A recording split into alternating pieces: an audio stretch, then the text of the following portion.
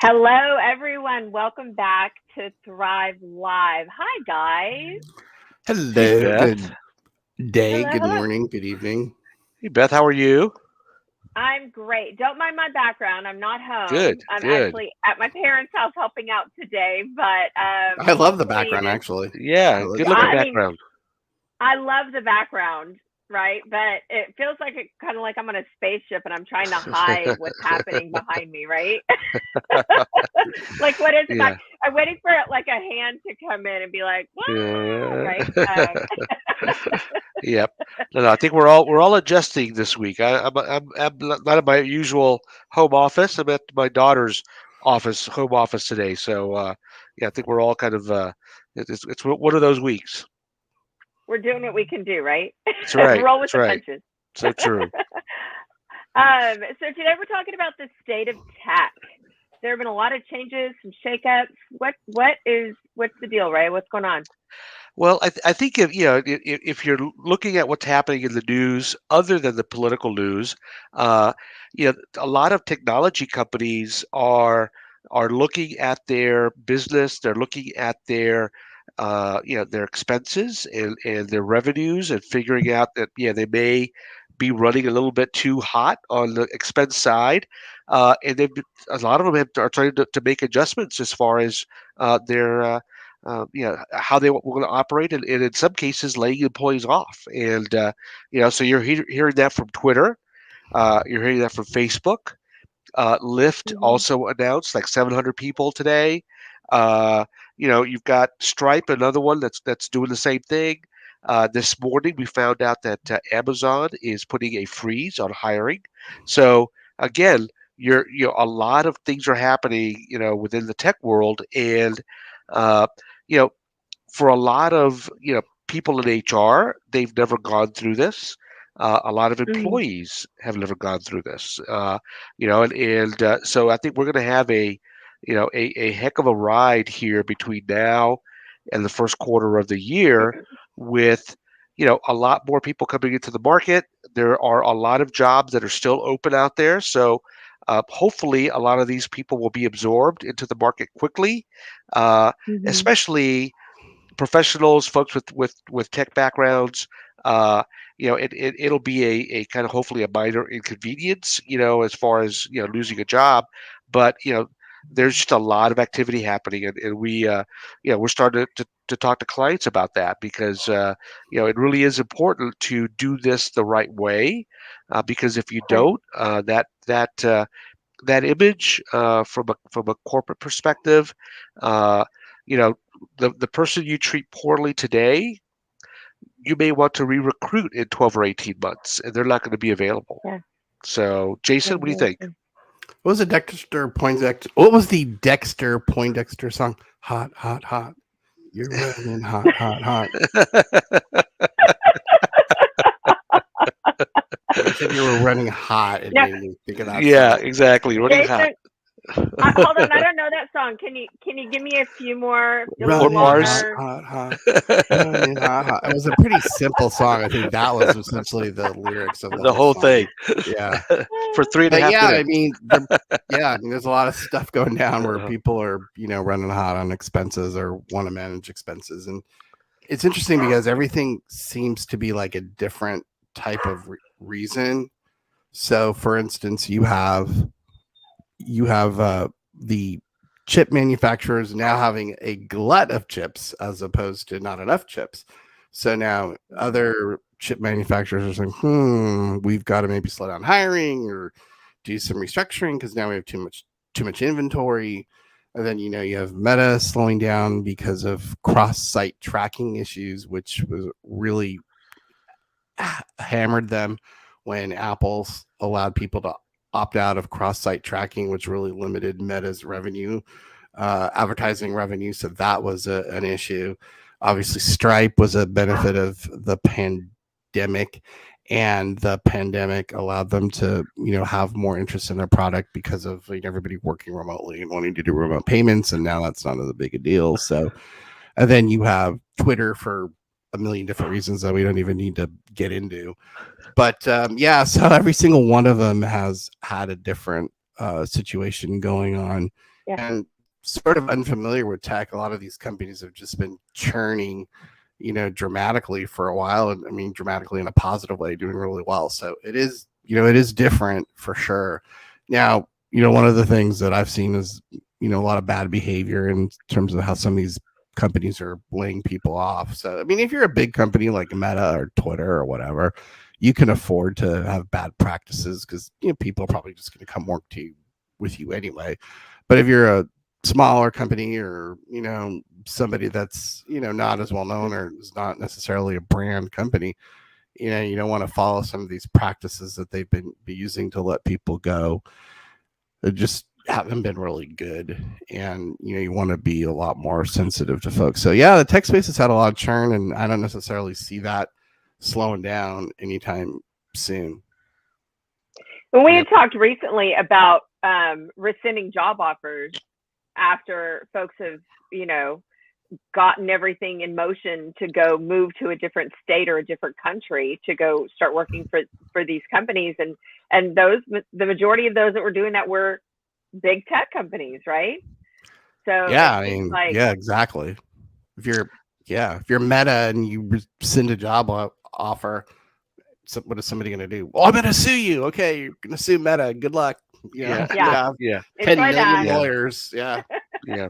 Tough luck. No, that's one of those practices that we, it would during our time in tech, our time as, kind of corporate HR individuals, we would really, really, that was not something we wanted to do at all. Just because, once you make somebody a job offer, they have changed their life. I mean, they've, in many cases, they've burnt their bridges in their old company because they've, either they left on good footing or they didn't leave on good footing.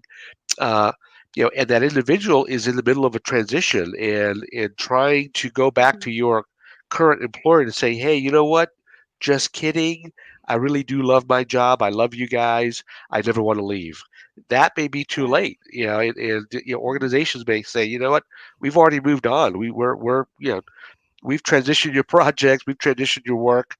We're off to the off to the races with something else, and so you are leaving people in a really, really bad situation, and that's just not something you want to do as an organization. And it's the other side of this, of all that is happening, is to a certain degree, it could be an opportunity for organizations. I mean, as an example, one of our clients, is in the tech space, basically, do GPS work, next generation GPS. Well, guess what? Lyft does GPS work because, they got to have, global positioning, for ride sharing. So guess where we're out looking for people, as an organization, as recruiters. So, so look at these things as an opportunity. If you're an organization that needs skills and needs some folks, and really that's one of the things that we're looking at is, trying to find, technologists with the right kinds of skills in some of these organizations that could be transferable. Yeah, we always did that at companies that I was at, where we were performing well and other companies weren't, and we had an opportunity to hire from a place that potentially we didn't before because they had top level people and they never left, but they let people go, and we dipped into that pool. So that's a very good strategy, and we've utilized that effectively before. Yep, exactly. And then the other thing that's really important too is when you're going through, as an organization, going through this, uh, as an HR person, you can be, you know, uh, bullied into making bad decisions by the leaders, and No, you know, say and it ain't so, Joe. yeah, it's like, it'll be okay if we notify them by email. It'll be okay if we notify, uh, you know, 500 people via a Zoom call. Well, guess what? It's not. And you've got to do it the right way. Uh, and a lot of times, we've seen it where, hey, you're part of that HR team that is laying people off. You got a great plan. You execute. Everything has gone smoothly, And guess what happens on day 2 or day 3 after the layoff? The HR team gets hit.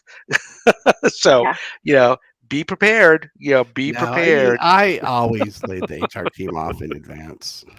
Well, and, but yeah, I know that sounds funny, but it's true. So if HR people had to get laid off, or if I had to lay myself off, I always said, well, I think it's only fair that we go first, and then we kind of take the blow, and then we'll let other people know, because it Yeah. does happen a lot of times. You Yeah. guys, HR gets laid off, Yeah. and then you got to help out, but I don't think Elon Musk had any opinions about how to run his layoff. I don't think. Yeah. Right? No, exactly. He No, was just very passive in what he wanted done.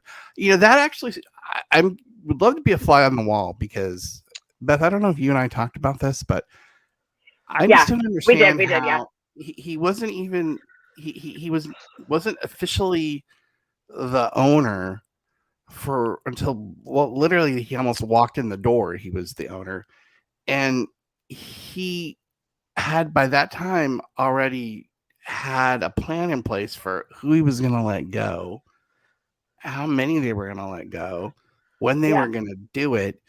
And it just it's crazy to me that it just happened so quickly. Like, who was the person that he was working with? Was it his team at Tesla? Was it his team at Twitter? Was it his team at SpaceX? I mean, who helped him execute it? How did it all work?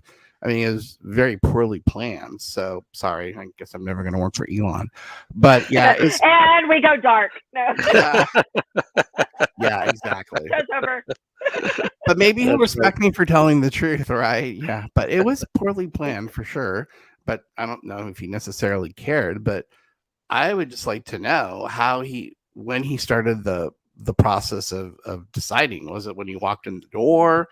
Were they giving him information before he got there? I don't know. It's just really interesting to me.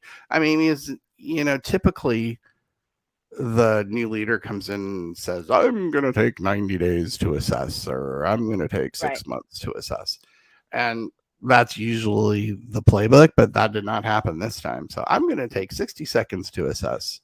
And he pulled the trigger. So yeah. I think that's called, in the new world of agile, it's called agile mass layoffs. There you go. Well, the thing too is that coining a phrase, right? Like, yeah, we need to coin the next phrase. Ray, you've done it. You've coined our phrase your catchphrase for the season. Well, it's interesting because he also potentially violated. Well, I don't know if he or Twitter or however. So they supposedly violated the WARN Act, which is a federal act. They didn't give workers enough notification time that they were getting laid off, because there was they tripped a certain number of people that they laid off, so they triggered WARN. And then also in California, there's a sort of a baby WARN that we used to call it, that you can trip if you let go of a number of people at the same time, and he supposedly violated that too. It's interesting because we've spent a lot of time as HR people, Ray and I, and many others, making sure that everything's buttoned up, T's are crossed, I's are dotted, legal's good, you've got everything ready to roll. The whole process is looking sharp. And then you see somebody come in that really just doesn't do any of that. And it's very interesting. Like I said 3 times, I would love to have been a fly on the wall to see, hey, just ignore it. It doesn't matter. Just go for it. So it's pretty interesting. Yeah. The other part that's interesting too with Twitter is, I'm starting to see, postings around, that employees that have been notified that they were laid off are now they're coming back and saying, hey, just kidding, we really needed you. We really need you for a project. You were critical. You're not laid off. So now that's starting to happen. So that just kind of tells you how this was done, without a whole lot of planning or thought. It's really, I mean, it really was intended to be a big bang kind of approach, and in a negative way, from a market perspective. So speaking of planning, let's talk about the individual. If I work at Meta and or another tech company, and I'm laid off, or I feel it coming, right? Sometimes you kind of feel it coming, right? Like a migraine coming on. Like I feel it, something's happening, right? Yeah. So if you feel it coming, what Feelings, what is nothing more there than that you feelings. it's song day, it's karaoke, Yeah. it's Yeah, going it karaoke is. today. It is. Um, so what I often think about transitioning and the best way to transition and thinking about the skills that you have in this situation that you can so many of us had to do that during COVID, where me in sports television production, we all lost our jobs, so we had to transition. We had to see what skills do I have that transfer over. So there may not be another tech company hiring right now, but what skills do you have as an individual that you can you know put in the forefront that you can take to another company to try to find your new role? I always feel like that's something we Yeah. have to consider as individuals. What do I have that transfers over? So, that's something we can do at Thrive HR is help individuals find that and transfer over for the roles that we're filling. Yeah, I think the biggest thing is you got to just try not to worry. I mean, what happens is you look back later on, you're like, God, I worried so much after I got notified that I was not going to get a job and all these bad things were going to happen. And to lead with a more optimistic approach that, like, hey, it's kind of tough right now, but it's going to get better. Things are going to improve. And that's really the best thing to do is try to reduce your worry. Otherwise, it's just a horrible situation to deal with. It's so easy to say, don't worry, right? Yeah, It's easy to be it like, is. it's fine. Don't worry. Yeah. Don't worry. Yeah. And I think a lot of the things, we've got, a service that can help employees, prepare for a transition. But I mean, a couple of things are going to be really important for employees. I mean, if you're starting to think that, I may be at risk, uh, there's some things you need to start doing to plan for, the inevitable happening. And I think that, there's some financial things that people have to do, having an emergency fund of, 3 to 6 months of your expenses, that's critical because that kind of gives you a bit of a safety net. So you're not so stressed out about having to go, uh, you know, become an Uber driver or something, to Yeah. bring in cash. Uh, that's really important. The other part that's really important is start to think about, your resume and your LinkedIn profile and updating those things. And like you said, Beth, I mean, there's a lot of skills that are transferable. And Mm-hmm. if you're a software developer, in technology, well, guess what? Every organization, in the Fortune 500 needs software developers. You may not Mm-hmm. be developing the newest, coolest app, but you know what? Walmart's got a technology team. Retail's got them. Manufacturing's got them. You know, life sciences, biotech. I mean, there's just a ton of different industries that are looking for talent of skills that can be transferable. And Mm-hmm. so, the quickest way to do that is to start thinking about, okay, what jobs are out there, and then doing a side by side. Part of our process is to do a side by side where, you know, they need this, I have this, and Mm-hmm. it's like, these are the 10 things they need. I've got 6 or 8 of them. Guess what? I'm applying for that job. Because those other Yeah. two are probably insignificant, and it's a different industry. Who cares? So, but I think having a very kind of planful approach to that is really important. Mm-hmm. And we'd love to help folks with that and work through those transitions because it's very stressful. But having a plan and you know uh, your job once you get laid off is to find a job. That's your Yeah. job. So you better be spending you know 4 to 8 hours a day focused on that and making connections and all the other things you have to do. Yeah, I mean, if you That's have what Dr. Phil says. yeah, well, if you have hey, Dr. Phil, if you have an in-demand skill set, you're going to get hired. To me, it's more the people that don't have a skill set that's pretty common. Specific.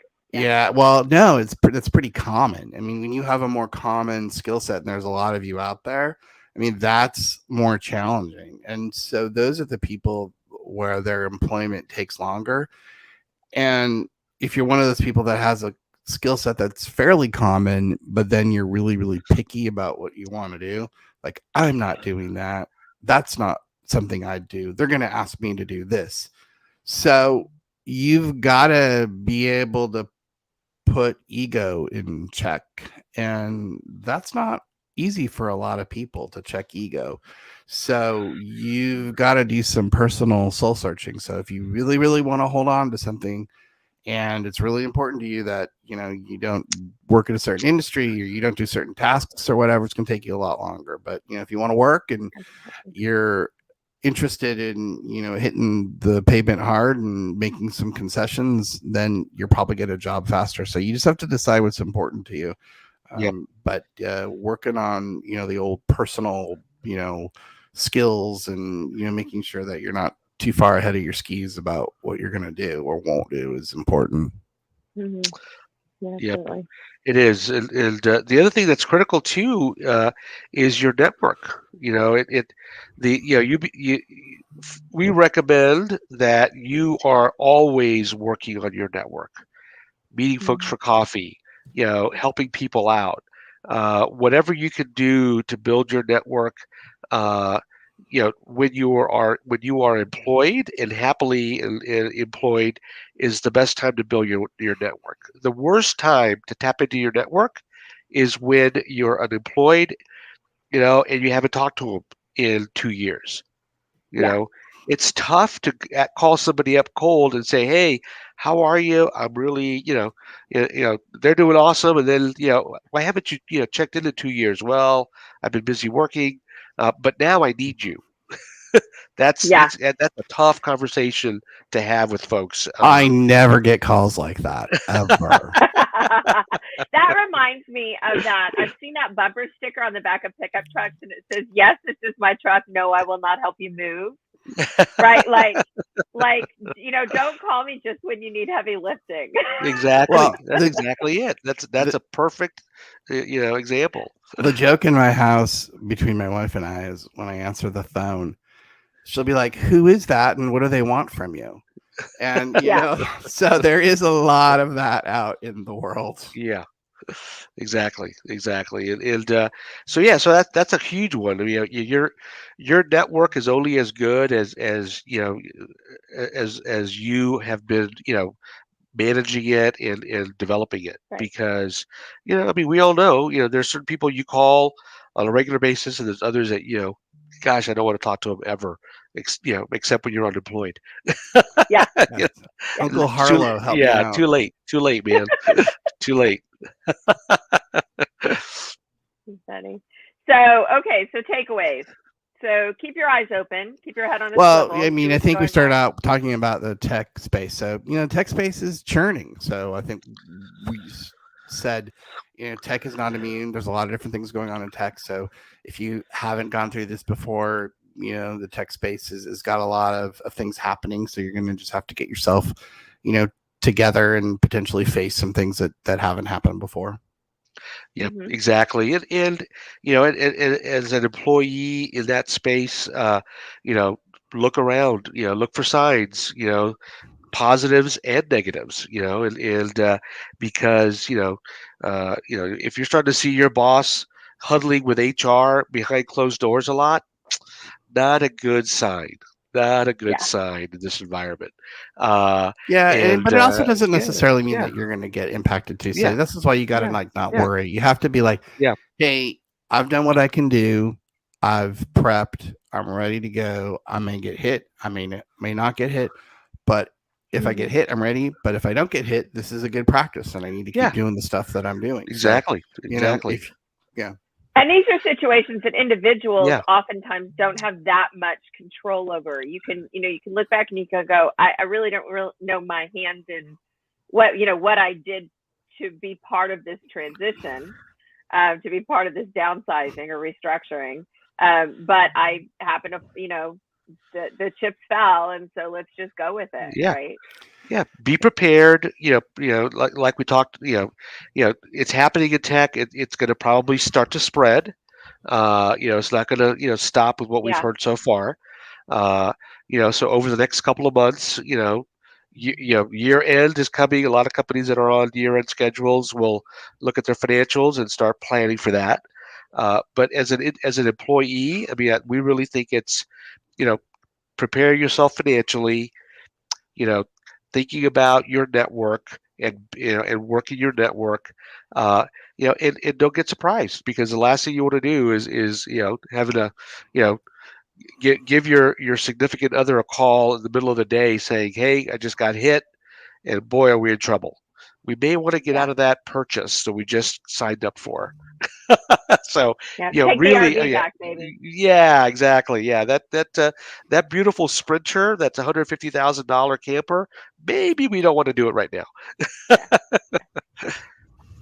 Yeah. So, all right, guys. Well, thank you so much for your insight on this. Really appreciate it. This is something we're definitely keeping an eye on. We're available to help you guys, help our viewers and our clients with this situation. So, how do they get in touch with you, Jason? Oh, Jason at thrivehrconsulting.com. Yeah, and Ray, Rey at thrivehrconsulting.com. Check out our website. We've got our phone numbers and contact information there. Love to help you. We are definitely available to help folks out. Now, Beth, will you be taking the shuttle back to the Emperor's Star Destroyer after the show? Which is so funny, because I'm probably now going to dream about aliens abducting me. There you go. Yes, For Naboo. I'm going back to Naboo. Yeah, there you go. Endor. There you go. So funny. So Jason, why don't you lead us out with a song and we'll end the broadcast?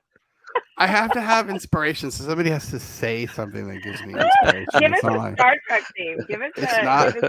Yeah, I'm bad at the Star Trek theme. It just has that real. Yeah. All right, everybody. Thanks again for watching. All right, talk later. Take care. Bye-bye.